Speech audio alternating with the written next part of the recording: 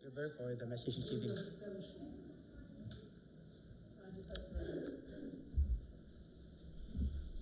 Alright, let us stand up once again. Don't worry, ito na po yung last na pagtayo nyo. Kasi mamaya matutulog na kayo eh. Open the Bible in the book of Luke chapter 9. Let us read verse 37 to verse 42.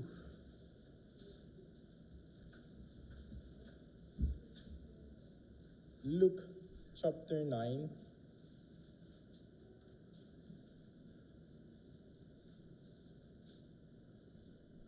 Naalala ko palagi yung prayer request ni ang kapatid mo. Sa'yo pangalan ng kapatid mo, nasa Abu Dhabi na.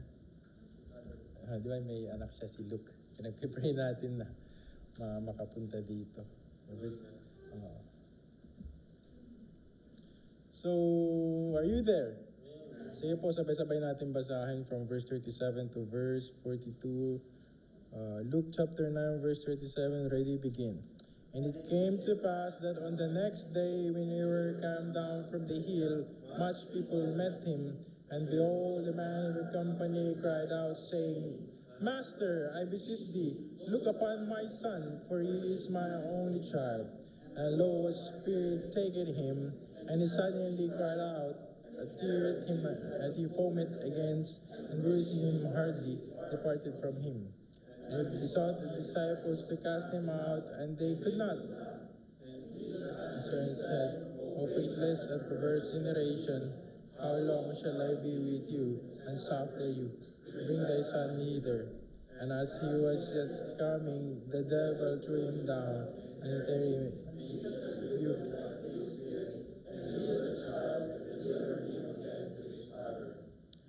Tayo po siya maglit sa padalangin. Oh, gracious Heavenly Father, dear Lord, we thank you once again.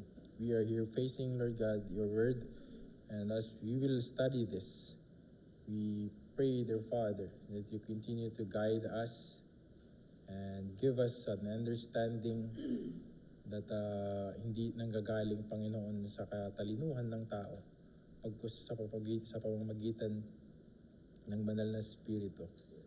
O Lord, gamitin mo ang iyong lingkod na maging daluyan ng iyong mga salita. Tanggalin mo sa amin mga bagay na nagiging hadlang, Lord God, sa aming pakikinig o sa aming pag-grow, O Lord.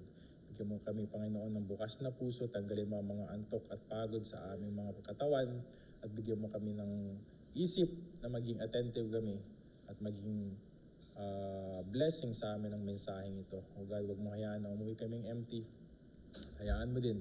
Hayaan mo naman na kami lahat, Panginoon, dito matuto at ikaw po ang kumagitna sa amin. Let your glory shine upon us and let this story, Lord God, testimony, maging aral sa amin at kapulutan na yung Panginoon ng lesson para pag ito, Panginoon, ay mai-apply namin sa aming mga buhay. O God, be glorified, be magnified. In Jesus' name we pray. You may all be seated.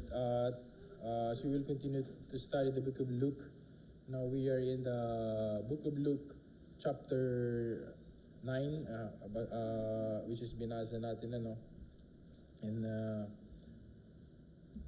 yung kanta natin na kinanta kanina, yung Jesus Cares, last na natin na pagkanta ng theme song na yun kasi anong month na next month? July na, so if you will hear yung lyrics nun, maganda po yung lyrics niya, Jesus Cares. Kasi kahit minsan nag-church tayo, kahit mga Kristiyano na tayo, minsan nakakalimutan natin na hindi lang yung mga problema natin o anong pinagdadaanan natin is hindi lang sa atin yun. Jesus cares. Makikialam ang Diyos dyan kung hahayaan niyo siya. Okay? Regardless kung anong sitwasyon o anong klaseng problema mayroon kayo ngayon. Jesus cares. Amen? Alright, now the sermon this evening ang title ko po dito ay Bring Him to Jesus. Okay?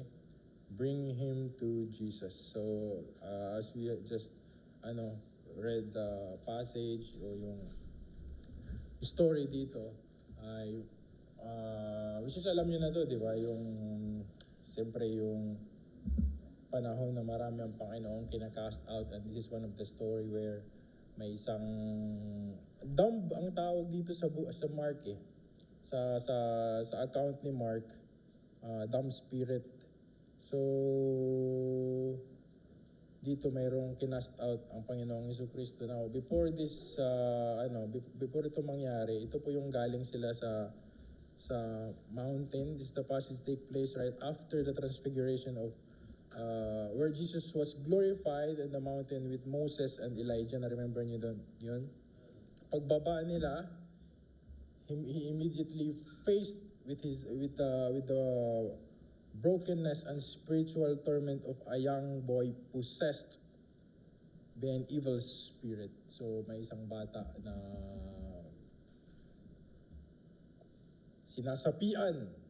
Amen. And narinig niyo naman yung testimony ko before na naka-encounter na rin kami ng ganito, which is why ako po ay naligtas, dahil nga dun sa may sinapian sa isa sa mga member ng aking family ay may sinapian, and that was the time na kung bakit ako ay naligtas.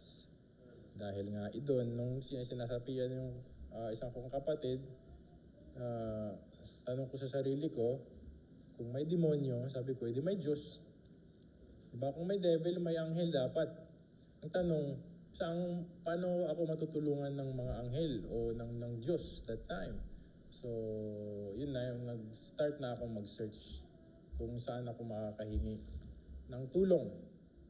And which is related to my first point, sa unang point ko dito. My first point, I only have 3 points. Amen. Basta Baptist, 3 points minimum. Okay. The first point is desperation opens the door to every suggestion. Desperation opens the door to every... Ilan ba? Ano ibig sabihin yan? Gusto nyo mas gawin nating poetic? Meron na akong poetic version yan. In desperation, even a faintest advice finds a welcome ear.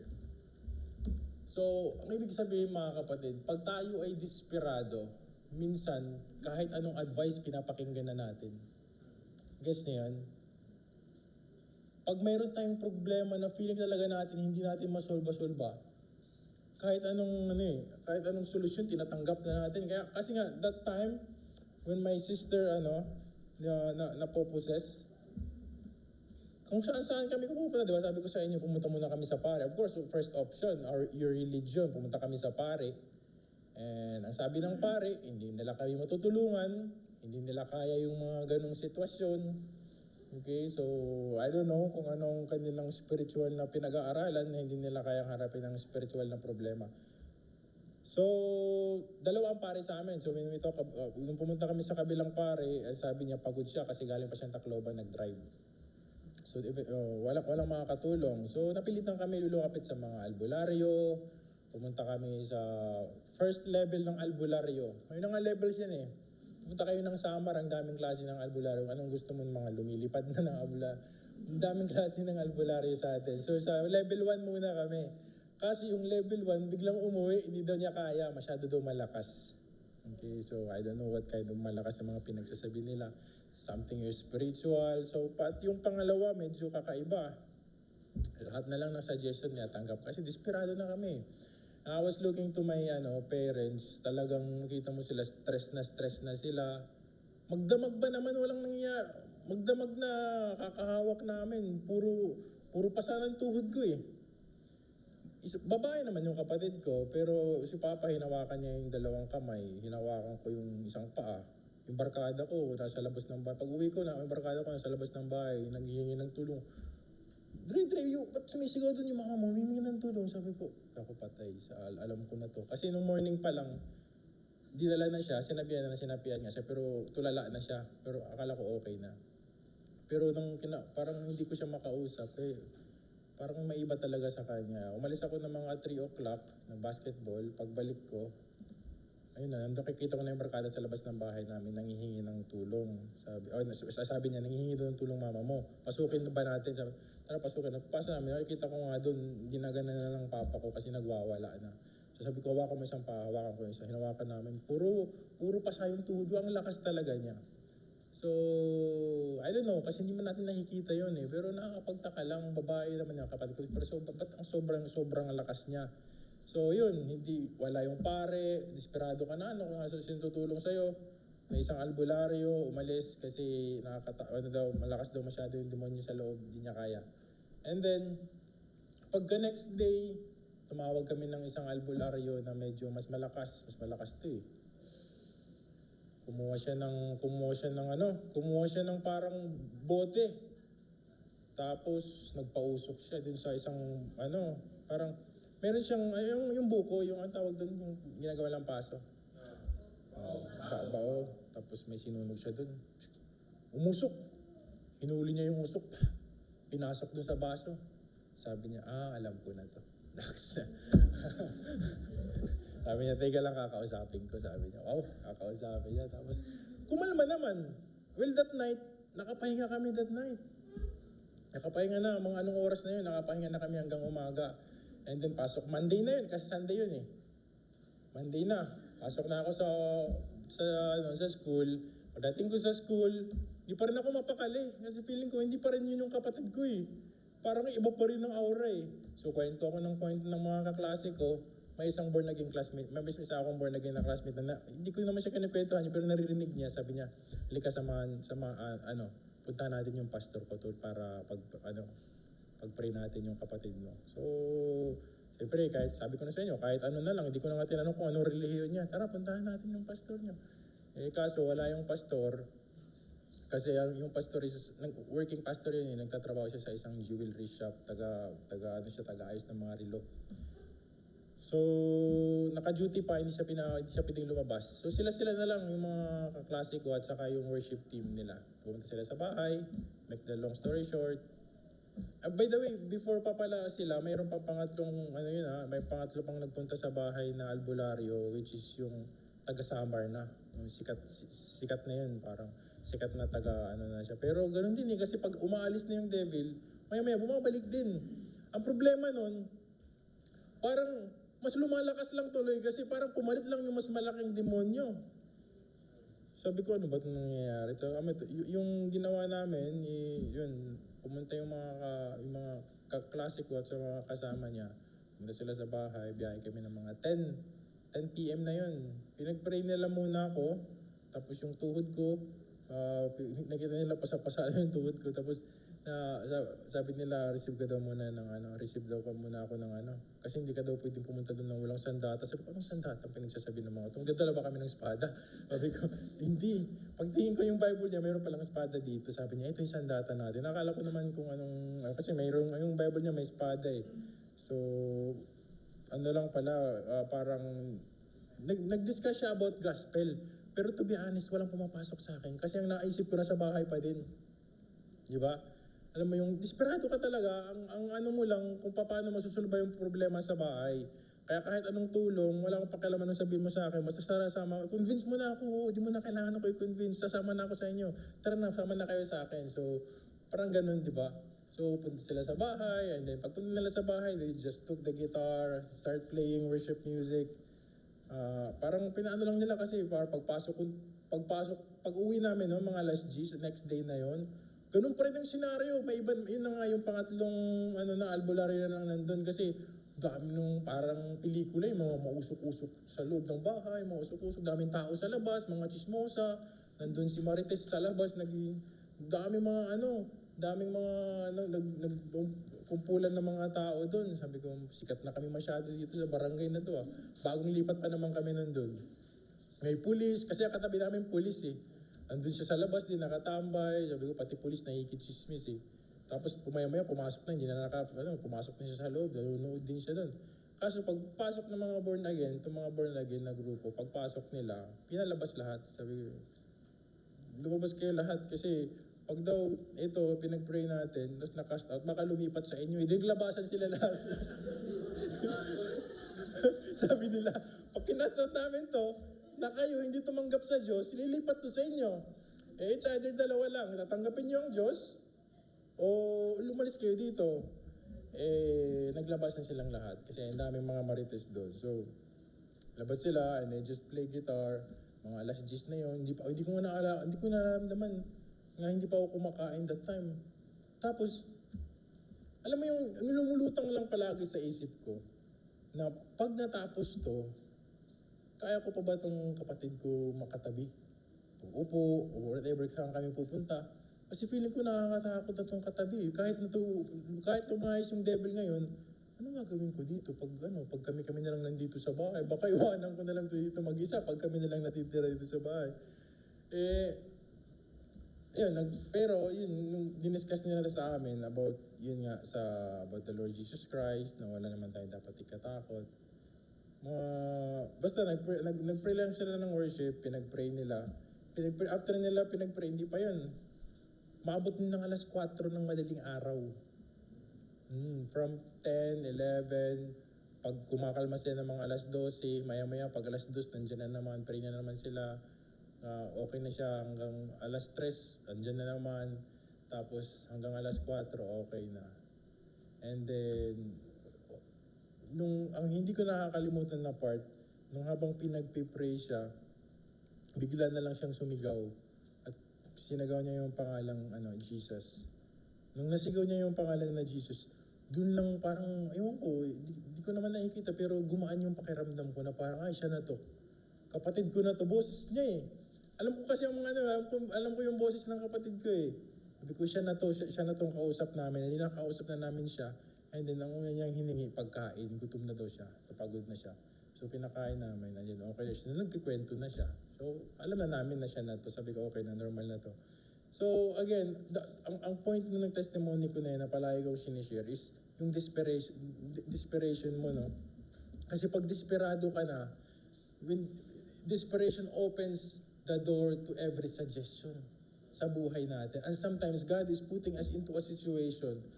Kasi minsan, sa tigas ng mga puso natin, kailangan tayong matrap ng Diyos para ma-present niya yung gospel sa atin. Diba? And we have a different, kanya-kanya tayo mayroong God's encounter. May encounter tayo sa Panginoon kung paano tayo naligtas.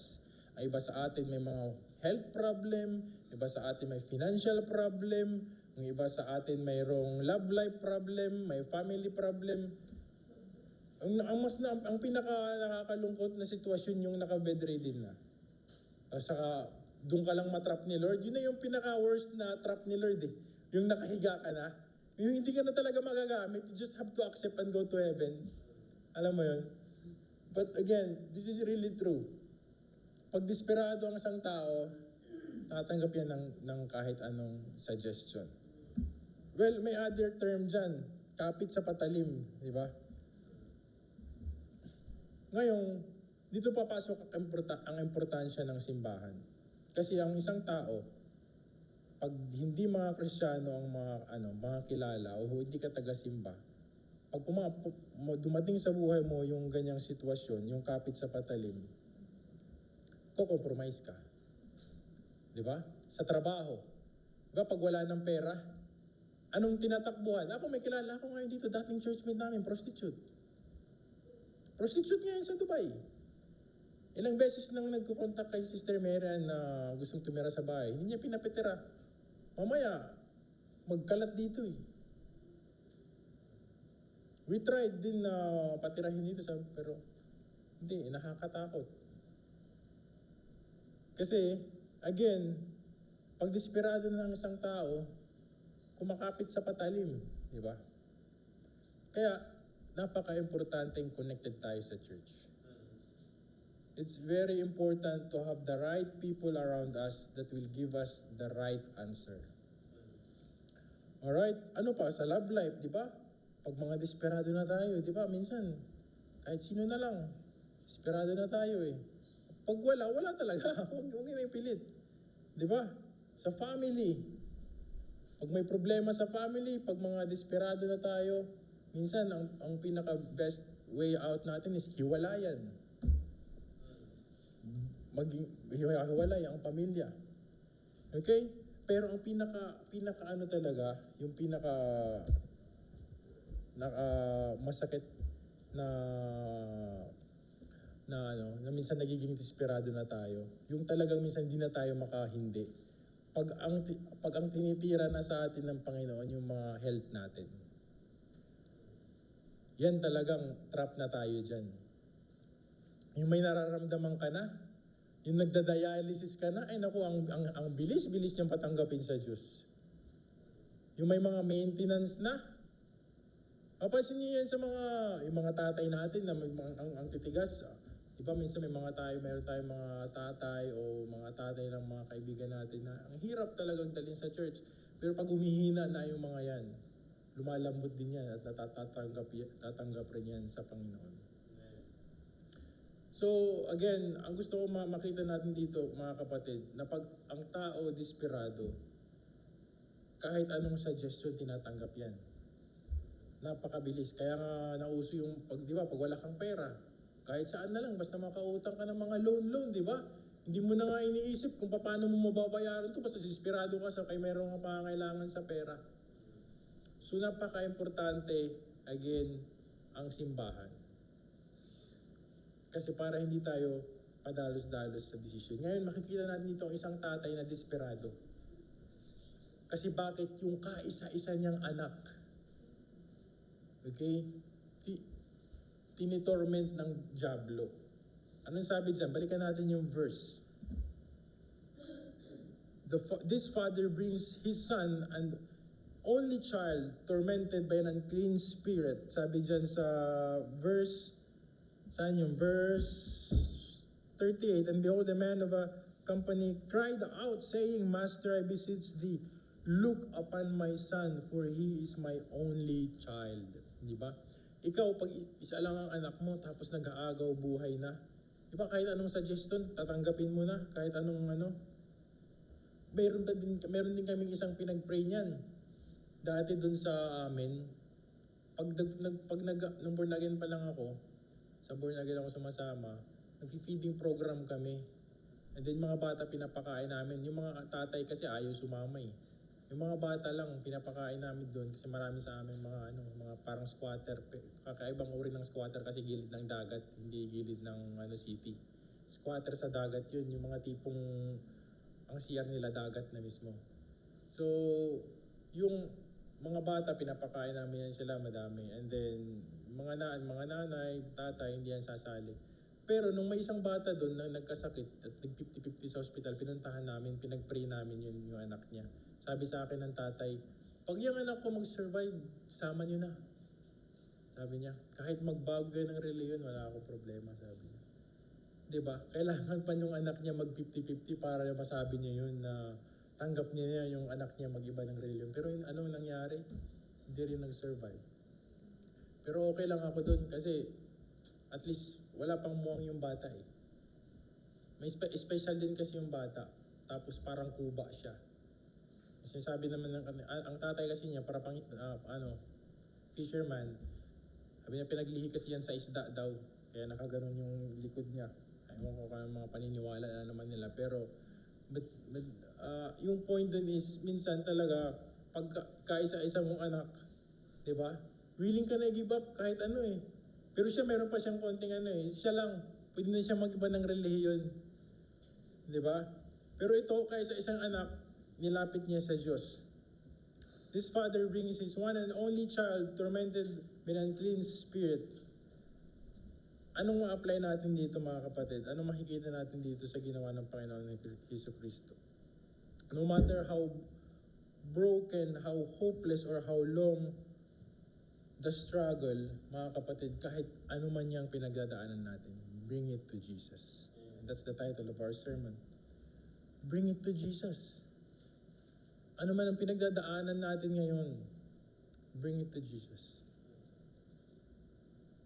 Kasi hindi naman natin kaya mag-isa yan. Do you think makakahanap ka ng trabaho, promotion, mag-isa, finances, problema natin sa finances, o problema natin sa family? Dalhin nyo sa Diyos. Problema sa atin kasi tinatry natin i-solve ng sarili natin eh. Point number 2. God cannot use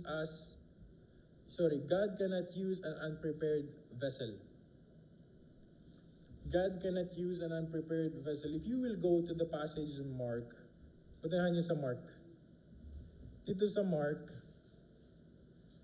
chapter 9 din. Sa chapter 9 din sa Mark, puntahan niyo.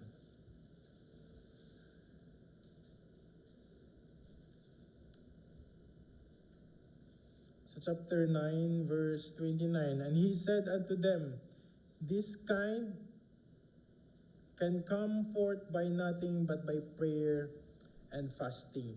Ang sabi kasi dito, if you will read verses before that, ang sabi nung tatay, Jesus said unto him, if thou canst believe, sa verse 23, all things are possible unto him that believeth. And straightway the father of the child received out and said with tears, Lord, I believe, help thou my unbelief. Wala to dun sa binasa natin but this is a famous verse na nakita niyo yung tatay na alam niya na mayroon talaga siya problema sa pananampalataya, pero pati yung faith niya, sinurrender niya sa Diyos na, Lord, hindi ko kayang maniwala tulungan mo ko sa aking unbelief. Diba? Minsan, kung hindi niyo na rin kaya, hindi niyo kayang paniwalaan, magpatulong din kayo sa Diyos. Pati sa bagay na hindi niyo sa isip na hindi niyo makontrol, hayaan niyo yung Diyos. Natulungan kayo sa mga bagay yun. Kasi may mga bagay na hinihingi ni Lord yung faith sa atin, pero hindi natin maipakita. Pati yung faith, hingiin niyo kayo sa Lord. Siya rin naman ang nagbibigay nun Di ba? Kasi, ang sabi dyan, saan ba yung verses prior to that? Actually, if babalikan natin dito sa Luke 9, ang sabi dyan, sa verse 41, and Jesus answered, said, O faithless and perverse generation, how long shall I be with you and suffer you? Bring thy son hither. Kasi sabi, pinapakast out namin sa mga disciples mo, kaso hindi nila makast out. Kasi nabasa niyo yung kanina, pinapakast out sa mga disciples niya, bakit daw hindi makast out yung devils? Bakit hindi magamit yung mga disciples? Now, come to think of it, these are the same disciples, chapter prior to this, na, di ba, binigyan sila ng power, sinend sila 2 by 2 to cast out devils. Bakit at this very moment hindi sila makapag-cast out? Now, this should remind us na mga kapatid, hindi araw-araw the same ang faith na dala-dala natin. Hindi araw-araw ganun kainit ang ating desire maglingkod sa Diyos. Kaya napaka-importanting ingatan natin yun. Nung kayo ay naligtas, that fire or yung desire na maglingkod, hindi yan palaging nandyan. Ingatan nyo yan. Lalo na pag hindi na kayo nagsisimba, hindi na kayo nag-church, naku, mawawala yan. Totally mawawala ang yung desire na maglingkod sa Diyos. Kasi, marami tayong mga desire yung sa buhay natin Pero alam nyo, pag kayo palagi nag-church, ini-emphasize natin na hindi nakakapagligtas sa church, pero alam nyo, pag palagi kayo nag-church, nagbabago ang mga desire nyo sa buhay nyo. Magbabago yan. Nagbabago yung mga gusto natin. Pero pag hindi kayo mag-church, hindi kayo active sa mga gawain, hindi kayo magagamit. You are an unprepared vessel, mga kapatid. Ang sundalo, before i-send, siyempre may training yan. Di ba? Before sila i-send ng Panginoon 2 by 2, they were trained. Ilang years sila, ilang months sila kasama ng Diyos. Dinemonstrate ng Panginoong Hesukristo sa kanila how to cast out, anong faith dapat ang ipapakita nila para makapag-cast out. Binigyan sila. So bakit this time, by the way, it was mentioned they have given a special power. So hindi ibig sabihin po ito, lahat tayo ay mayroong kapangyarihan. Kasi ito naging problema ng mga born again. Kahit sino na lang magpipray kasi binigyan tayo ng mga powers. Okay? Hindi lahat may ganyang gift. Okay?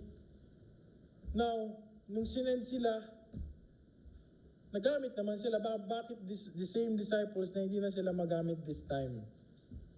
Okay, again, may training po kasi yan. Now, pag train ang isang sundalo, alam niyo yung mga sundalo, they never stop training. Pag sinend yan, pagbalik niya ng barracks, training na naman yan. Ang problema sa atin, minsan tayo mga Kristiyano, on fire tayo ngayon, nagsusoul winning tayo, lalakas natin, magkakasama tayo, After few months, walang soul winning, hindi ka nakapag-church, mahina ka na. Hindi ka na nakapagbasa ng Bible, bagsak na yung spiritual mo. Kung gusto po natin maging effective, maging prepared na vessel, dapat yung training natin continuous. Ang mga sundalo, continuous ang training. Dapat ganun din tayo. Continuous yung training natin. Hindi porket nagagamit, ay nakakapagluto naman ako sa church. Hindi ko na kailangan siguro magbasa ng Bible. Nag-a-appear na ako sa church, nakikita naman nila ako sa church at least once a month. Di ba parang mini-maintain mo lang yung attendance mo na parang hindi ka lang tuluyang mawala sa church. Nagpapakita ka lang sa paminsan-minsan. Brother Jonathan, sana bumalik at mag-consistent, Kasi mahirap yan pag tinira na yung health mo, saka ka pa magiging consistent. Yung hirap ka na makapaglakad papunta ng church. Yung mga athlete, alam mo ba ang mga athlete nagtitraining yan araw-araw? Kasi pag basketball player ka, nag-train ka this month, tapos huminto ka ng 6 months, lalaki tiyan mo. Paano ka makakatalon na pag bubalik mo basketball? Di ba? Parang Kristiyano lang yan. Aral ka ngayon, nag-Bible school ka pa. Akala mo pag graduate mo na, ready ka na hanggang pagkamatay mo? No, you have to continue studying.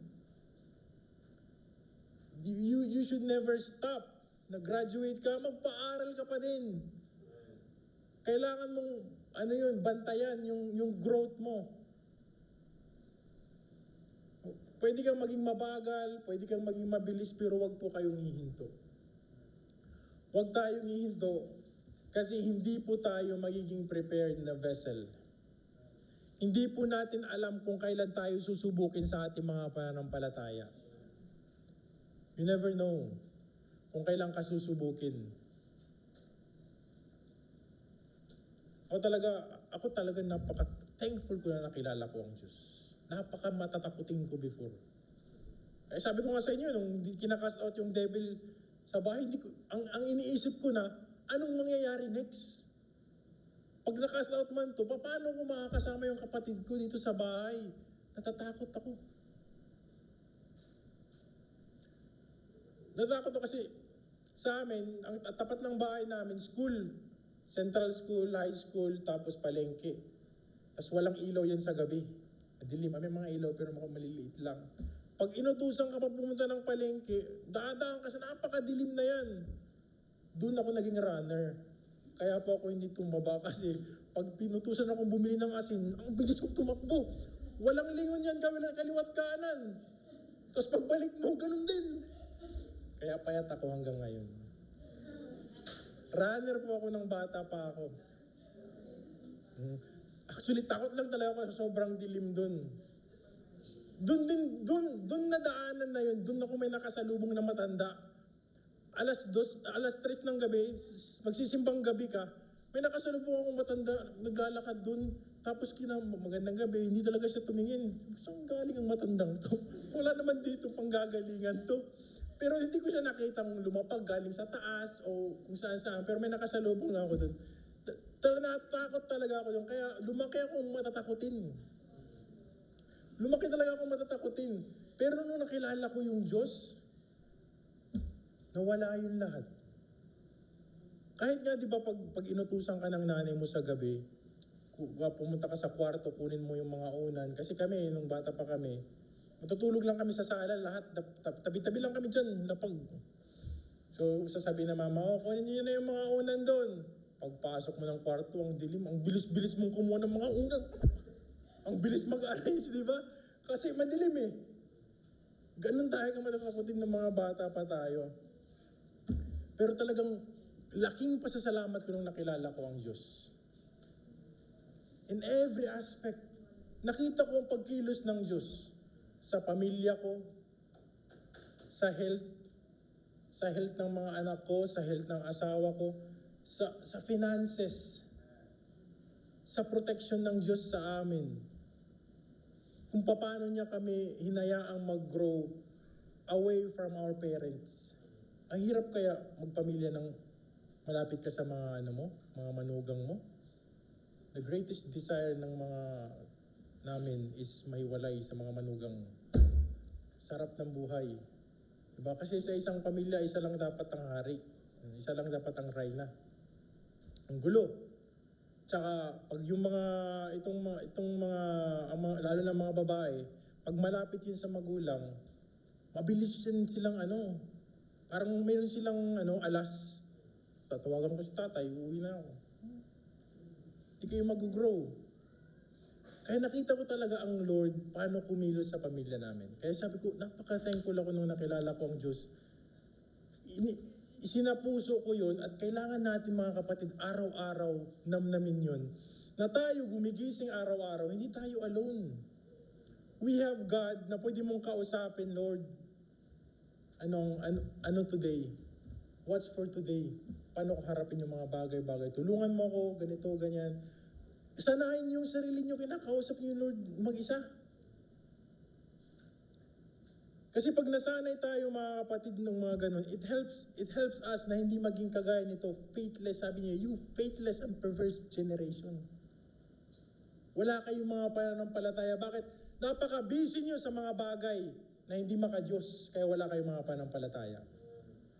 Because the more na hinihiwalay natin sa ating mga pang-araw-araw na sistema ang Diyos, the more tayo nagiging faithless. Pero pag nasanay tayo na i-insert ang Panginoon sa desisyon natin, kahit sa kinakain natin, kahit kung saan tayo pupunta, kahit sa anong damit na susuotin natin, kung nasanay ka sa lahat ng bagay na yung tinatanong, Lord, kailangan ko ba ito? Bilhin ko kaya itong sombrero na ito? Kailangan ko kaya ito? Itong damit na ito, kailangan ko kaya ito? Itong sapatos na ito, Lord, kailangan ko ba ito? May one time kasama ko yung June, sabi kay Aldrich, parang gusto ko yung sapatos, pero hindi ko ma-feel yung peace na kailangan ko to. Because whatever I purchase, I ask God, Lord, kailangan ko ba talaga to? Pag hindi ako nakaramdam ng peace galing sa Diyos, I will not buy it, even gusto ko pa yan. Kasi, starting that time na nakita ko, kailangan ko ang Diyos kasi may mga demonyo dito sa mundong ito. Sabi ko, sa lahat ng bagay, i-insert ko ang Diyos. At dun lang po tayo, mag-i-increase ang ating faith. Unti-unti, at makikita ng Diyos, ayos tong anak kong to sa lahat ng bagay, tinatanong ako Hindi nagsasawang magtanong sa akin Dagdagan ko nga sweldo nito. Nice! Di ba? Tawa sila. Pag sweldo talaga. So mga kapatid, point number 2. Anong point number 2 natin? Yes. Pag hindi ka prepared, kapatid, paano ka gagamitin ng Diyos? Pag faithless ka, life is very hard. Napakahirap ng buhay pag wala kang faith. Napakahirap. Kasi bakit? Hindi mo mailapit sa Diyos Kasi wala kang faith, hindi mo mailapit, hindi ka makahingi ng tulong sa Diyos. You know that we are commanded to be bold? Ibig sabihin nun, I already give this example before. Ang bata, si Elijah, sige, kami muna. Kami nila, Brother Albert, Brother Benji, pag pupunta kami kay Pastor, kakatok kami. Pastor, yan si Pastor.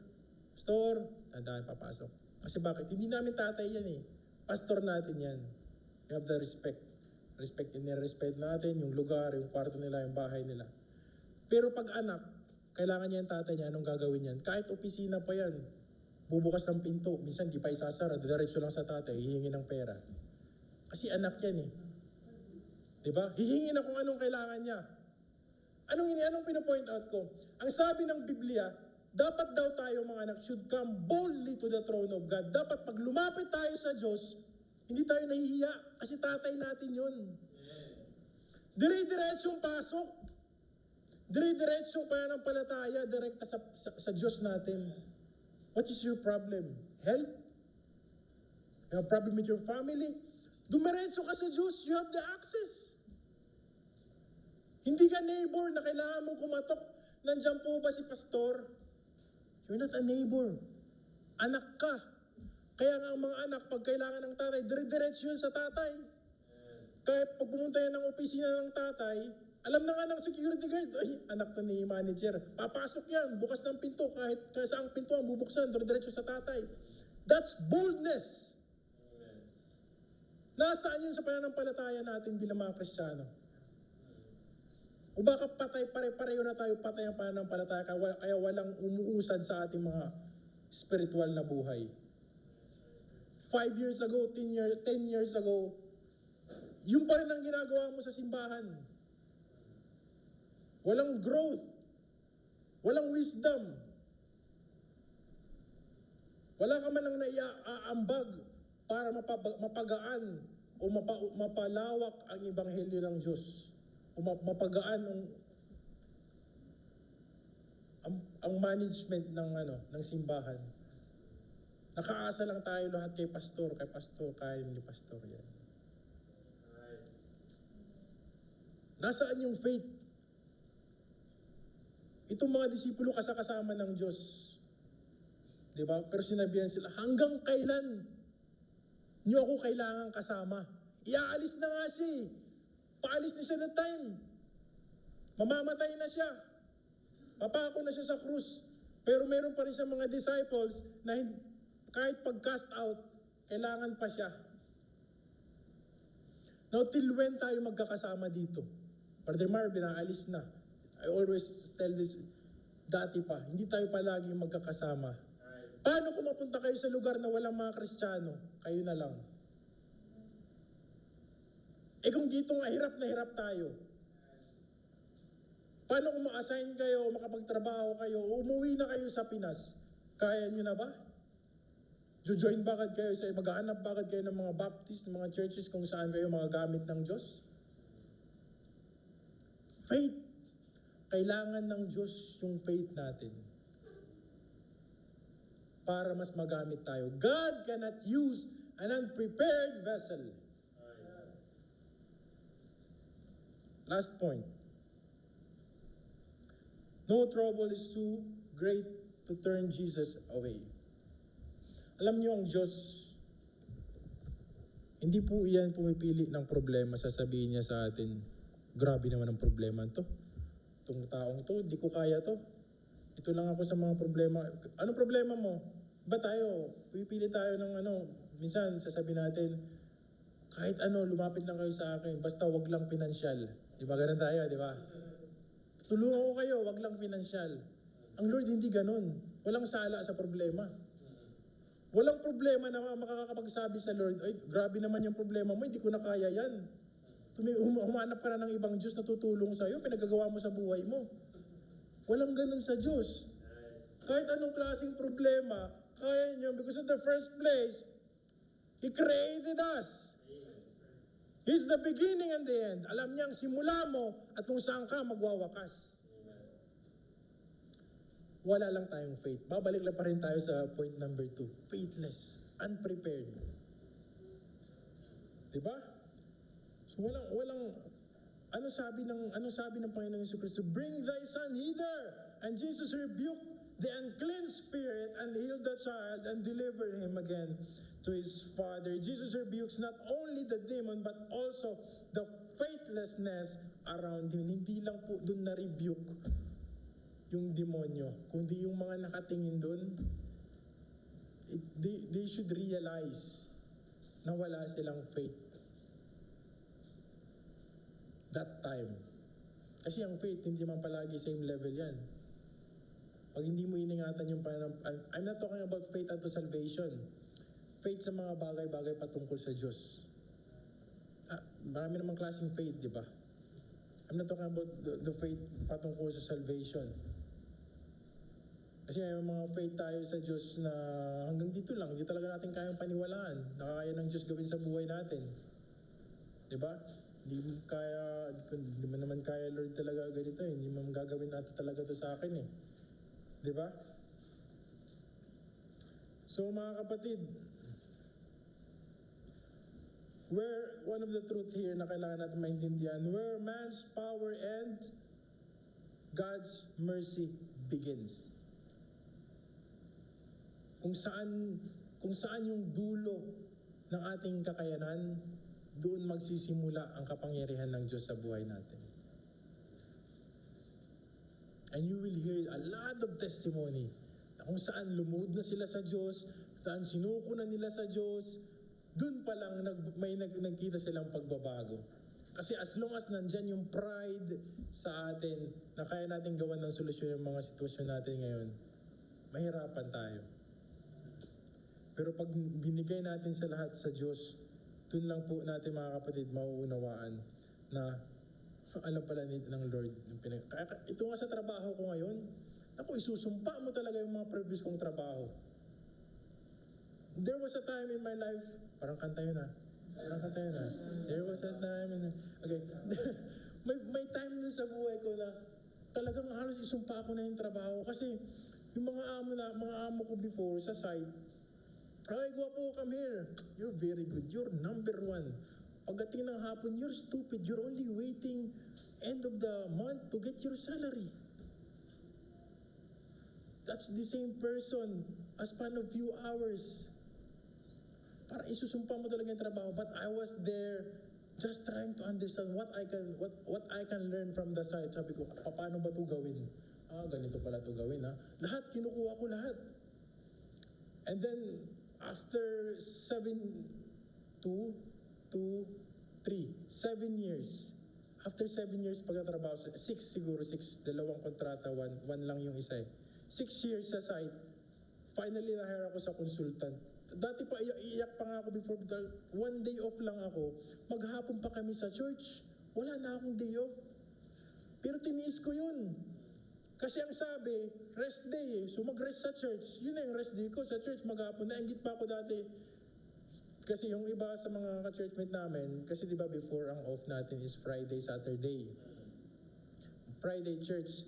Pag Saturday, yung mga kapatiran nakita ko sa group chat, no, lumalabas, napupunta ng rock, napupunta ng beach. Samantala ako, start na naman trabaho sa site. Inggit ako nun. Talagang sa kailan ko kaya tumalalagpasan ng trabaho ko. Okay? And na-hire nga after pandemic, during pandemic, na-hire nga ako dyan, 2 days off. And then nung nag-start ako magtrabaho sa consultancy, nagulat ako sa gaan ng trabaho nila. Napakadali. Magdodrawing ka lang. Pagtingin ko sa mga dinodrawing nila, mali-mali. Sabi ko sa manager, Sir, mali ito ah. Wala namang ganito kalaking metal studs. Alam ko yung mga sukat ng metal studs eh. Kasi gumagawa ko sa site. Doon na sila nagtaka. Ba? Kakaibang ano to. Kakaibang sila. Medyo may alam to. And then, a span of 1 year, na-promoted ako senior designer. Then yung pagka second year ko, in-increasean lang ako. Hindi ako pre-promote. Pero in-increasean lang ako. Actually, yun lang din ang gusto ko sana ngayon eh. Kaso, sinamahan na ng promotion. Mas maganda yung increase lang eh, walang promotion eh. Pero binigay na eh. But, again, mga kapatid, makikita natin ng ang Diyos hindi nagkukulang. Ilapit natin sa Kanya mga kapatid. Bring Him to Jesus. Bring it to Jesus. Whether it's your child, your burden, your weakness, or your sin, bring it to Him. Mga kapatid. Conclusion, in the valley of failure, doubt, and suffering, Jesus still reigns with authority and love. The key message is simple and powerful. Nakalagay ba dyan yung bring Him to Jesus sa next slide? I think that's the call to action na. Yes, the call to action. I have 3 points there. Before tayo, you have to take this out. Have you been relying on your own strength instead of Jesus? Is there something you tried to fix on your own but failed?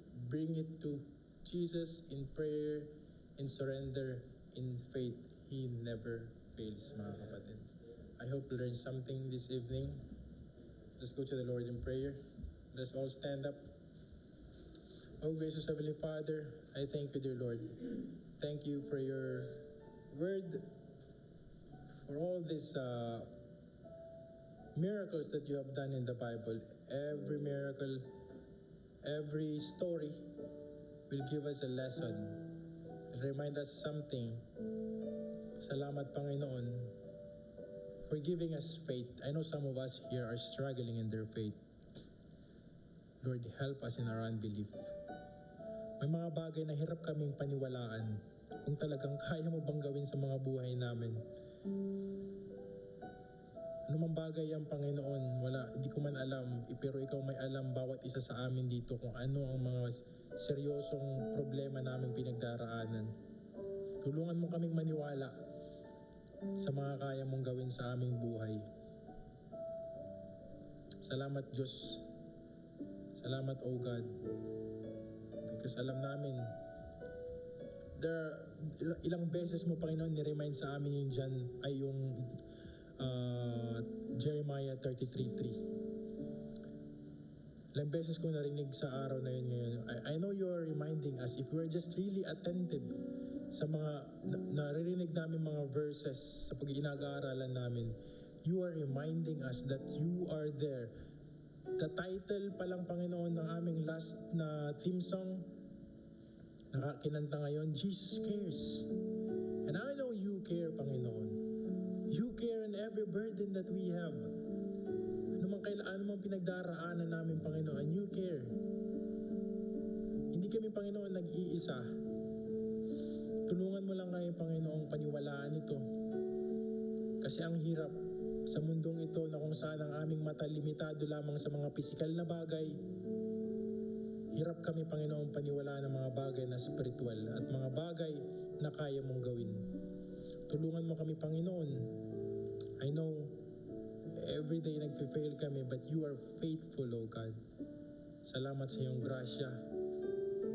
Kasi every time nag-i-end ang aming power, your grace always nag-i-start bumuhos sa amin. Yung grasya mo, yung mercy mo. Salamat, Panginoon. Patuloy mo po kaming pagpalain at palaguin na magiging effective kami ng mga vessel. Prepare mo ang aming mga puso. Help us to bring to you ang aming mga problema. Ito po ang aming samot dalangin sa pangalan ni Jesus. Amen.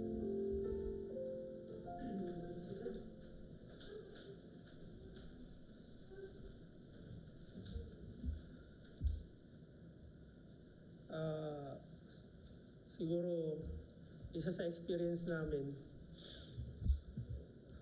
ang kasama ko si Elijah, si Brother Jonathan, si Elisha, yung wife ko, doon sa Dubai. Closing prayer na kami. Biglang siya. Kaya kung gusto nyo pumunta ng mga napoposes, matin kayo sa mga born again churches. Umatay siya sa born again churches, biglang nagsasalita siya ng bagay na hindi ko maintindihan. Even Latin, hindi ko maintindihan eh. Parang siya, ibig sabihin, na-possess siya ng, there's another unclean spirit that possess you na, which is, hindi mo malaman, is that a right spirit that possess him? Kasi the Holy Spirit already possess, nakaano sa atin, nakaatas sa atin eh. And when I tried to, kasi iba yung naramdaman ko eh. I discern that this is not the Holy Spirit. because if it's the Holy Spirit is possess her, then madidiscern ko if it's that the Holy Spirit or not. So I'm afraid, not for myself, I'm afraid for my kids. And malay mo, either yung asawa ko, yung mga anak ko, si Brother Jonathan is weak at that time. Kaya sabi ko, step back. Lumapit ako dun sa kahit na hindi kami magkaintindihan, kung salita siya ng salita, talagang gumaganyan siya. Tapos nagsasalita siya ng When I pray, Lord, you are most powerful than everything. You control every element of this world. May you have mercy on her. In Christ Jesus, I pray. When I end up my prayer, he stopped. Doon sa ginagawa niya. Kasi I feel, I discern, if that is right spirit, I don't have any against. And kinausap ko siya, saan po ba kayo na ano po ba yung mga recent na ginagawa ninyo? Umattend daw siya sa mga ganun, may mga nag-speaking in tongue. Did you get the point? Pumunta kayo sa mga even nung umattend kami once na nandyan si Brother Eddie Villanueva, nilayo nila yung yung nag-speaking in tongue, hindi naman namin naintindihan kung ano yung pinagsasabi. Okay? So there's no speaking in tongue in the Bible. Okay? Yung speaking in tongue, sinasabi ni Paul, they are, actually, they are like mad eh. Ibig sabihin, may, I will use the word, parang nasisiraan ng okay, ng bait. Kaya hindi applicable sa atin yun. Okay? So, that's the experience. Kasi a true believer discern the right spirit. Okay? Alam nyo kung ano yung sa passage, ano yung nag-caught up sa Panginoong Jesucristo? Ano yung nakakuha sa atensyon ng Panginoong Jesucristo? Doon sa tumatawag sa Kanya. Ano yung nakakuha? O sige, we will end. Magpipray tayo with prayer request. Ano yung kumuha ng atensyon ni Jesus Christ? No? Look at the word, Master, I beseech thee. In this Bible, lahat ng mga importance na bold siya. When you say Master, you are recognizing His deity, His authority. Doon siya na-caught up. That's why tayo, pag nagpipray natin, we should to recognize His authority. We should to recognize Him daily. Sabi ng ating preacher kanina, we should to insert, tama ba? Christ daily. Meaning that the truth there is that we should to recognize His deity in our lives. Bakit nakuha yung attention? Nandun naman yung mga disciple. Okay? There's no wrong to pray to God. But in your prayer, you should to recognize His authority. Master, Lord, God the Almighty, our Father in heaven. I-recognize mo siya, who He is in your life. It speaks of submission. Okay? I speak of submission. Aside from the Santiago siblings, do you have any prayer requests? Kumusta na si Tatay Rodelio? Let's pray for any prayer request, urgent prayer request before we end.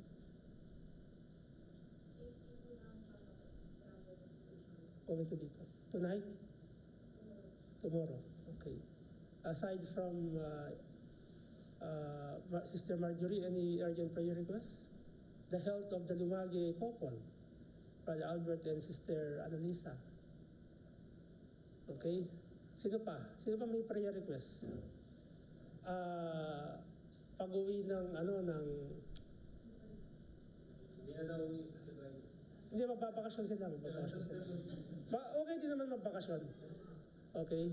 Pero babalik yan si Brian. Okay? Aside from, sino pang prayer request? Okay, so tayo po natin tumayo. Let's go to God in prayer. So Brother Marvin, makuha niyo yung passport sa kayong gratuity, salary. Okay, kasi 4 years ka din sa Baladiyan. stand 5 years na. Kasi pag 5 years, buo yun eh. Kasi yun ang ano. Okay, let's all stand up. Let's go to God in prayer.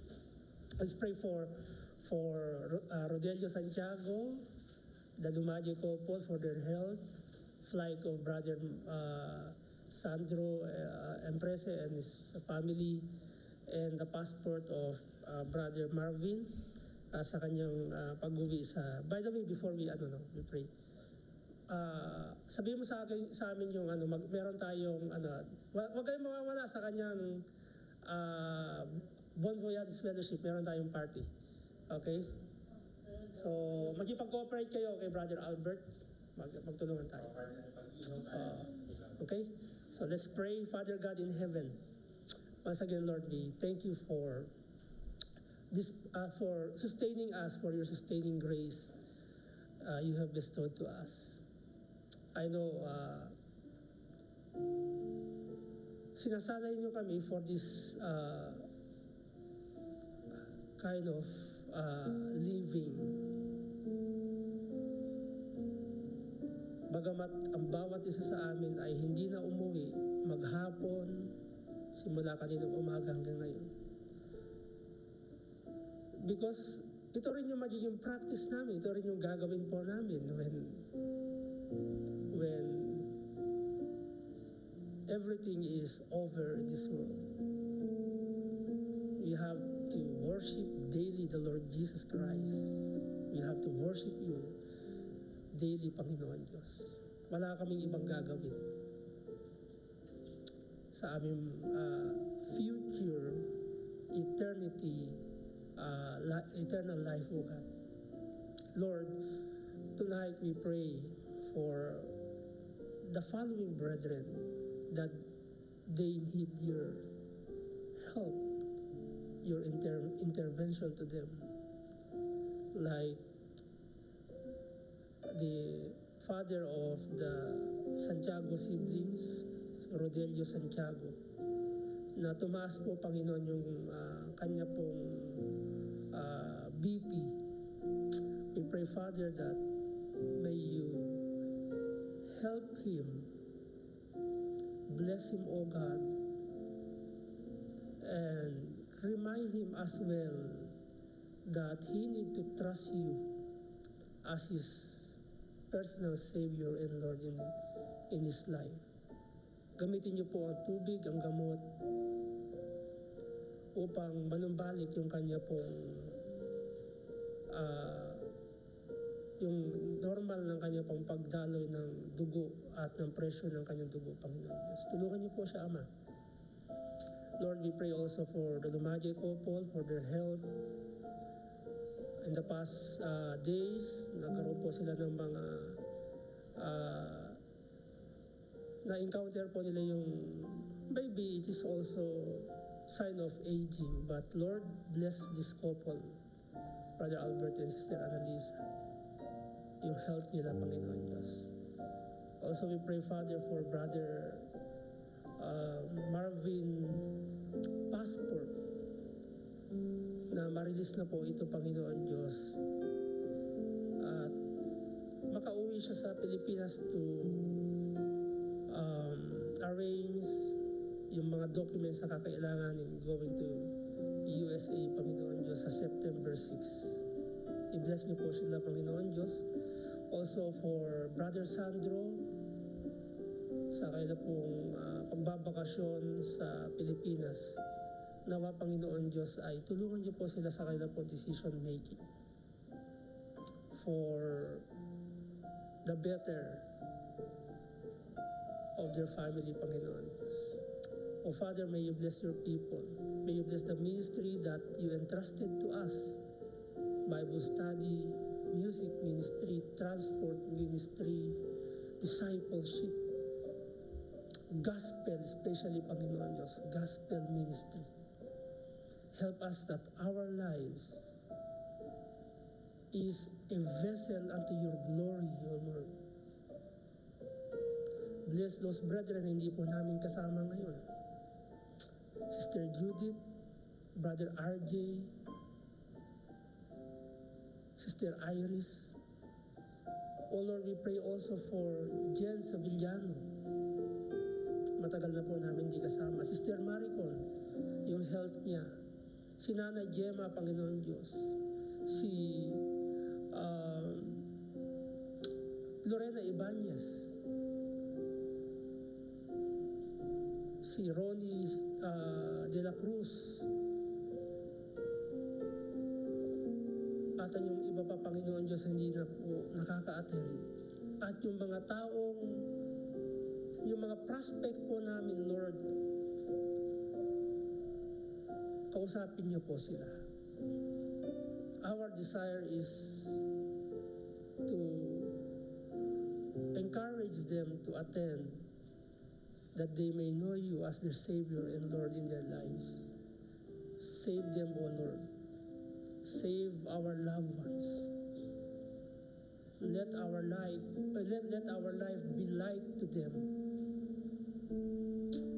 Thank you, dear Lord, for this privilege you have given to us. May your name be glorified and magnified. In Christ, Jesus' name we pray. Amen. Good evening, everyone, and God bless you all, and a blessed Sunday to all.